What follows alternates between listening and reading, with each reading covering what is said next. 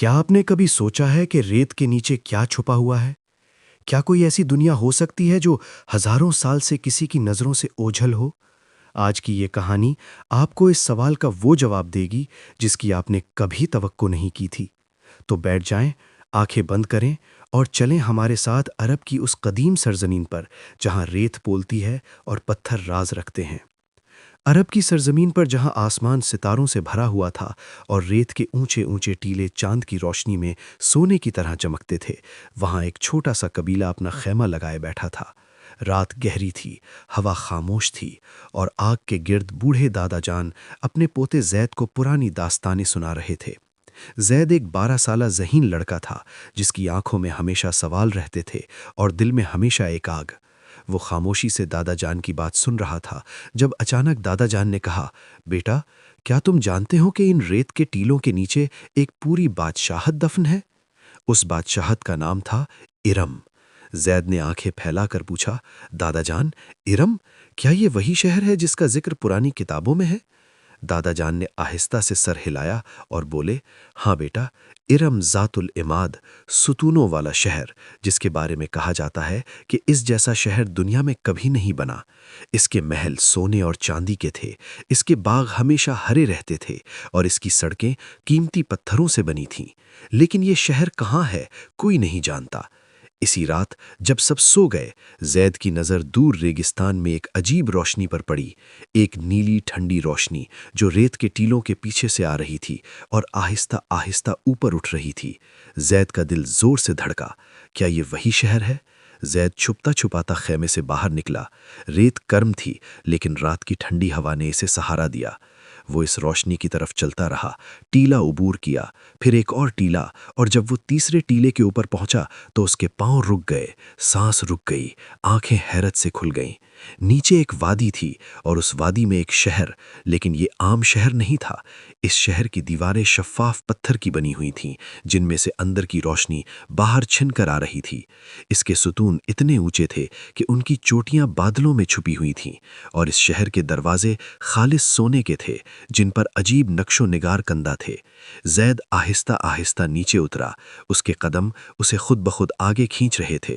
جب وہ شہر کے مرکزی دروازے کے قریب پہنچا تو دروازے پر لکھا ہوا تھا، صرف وہی داخل ہو سکتا ہے جس کے دل میں لالچ نہ ہو۔ زید نے ایک لمحہ سوچا، اس کے دل میں کوئی لالچ نہیں تھی، صرف تجسس تھا، جاننے کی خواہش۔ اس نے ہاتھ بڑھایا اور دروازے کو چھوا، اور دروازہ آہستہ سے کھل گیا۔ اندر داخل ہوتے ہی زید ایک ایسی دنیا میں پہنچ گیا جس کا اس نے خواب میں بھی تصور نہیں کیا تھا۔ سڑکوں پر یاقوت اور زمرد چڑھے ہوئے تھے، فوارے بہہ رہے تھے جن سے صاف شفاف پانی نکل رہا تھا، درخت تھے جن کے پتے سونے کے تھے اور پھل چاندی کے۔ لیکن شہر بالکل خالی تھا، کوئی انسان نہیں، کوئی آواز نہیں، صرف ہوا کی سرسراہٹ اور پانی کی ہلکی آواز۔ تبھی زید کو ایک بوڑھی آواز سنائی دی، رک جاؤ اے نوجوان۔ زید نے مڑ کر دیکھا، ایک بوڑھا آدمی سفید لباس میں ایک ستون کے پیچھے سے نکل رہا تھا۔ اس کی داڑھی لمبی تھی، آنکھیں گہری تھیں اور چہرے پر ہزاروں سال کی تھکاوٹ تھی۔ زید نے حیرت سے پوچھا، آپ کون ہیں؟ بوڑھے نے آہستہ سے جواب دیا، میں اس شہر کا آخری محافظ ہوں، ہزاروں سال سے یہاں ہوں، اس شہر کی کہانی سنانے کے لیے، کیونکہ جب تک کہانی زندہ ہے، شہر بھی زندہ ہے۔ زید نے پوچھا، یہ شہر خالی کیوں ہے؟ لوگ کہاں گئے؟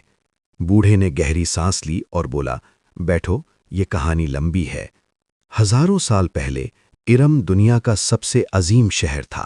یہاں کے لوگ بہادر تھے، ذہین تھے اور اللہ کے شکر گزار تھے۔ ان کے بادشاہ کا نام شداد تھا، جو دنیا کا سب سے طاقتور حکمران تھا۔ اس کی فوجیں دور دور تک پھیلی ہوئی تھیں اور اس کا خزانہ بے شمار تھا۔ لیکن طاقت انسان کو اندھا کر دیتی ہے۔ شداد نے ایک دن اعلان کیا کہ وہ خود جنت بنائے گا، اللہ کی جنت سے بھی بڑھ کر۔ اس نے ہزاروں کاریگروں کو کام پر لگا دیا، سونا چاندی منگوایا، قیمتی پتھر جمع کیے گئے، اور کئی سالوں کی محنت سے یہ شہر بنایا گیا۔ جب شہر مکمل ہوا تو شداد خوشی سے مغرور ہو گیا۔ اس نے اپنے پورے ملک کو دعوت دی کہ آؤ میری جنت دیکھو۔ لیکن اس شہر میں داخل ہونے سے پہلے ایک خوفناک آندھی آئی، ایسی آندھی جو پہلے کبھی نہیں آئی تھی، اور جب آندھی ختم ہوئی تو شداد اور اس کی پوری فوج غائب ہو چکی تھی۔ شہر رہ گیا لیکن لوگ ہمیشہ کے لیے چلے گئے۔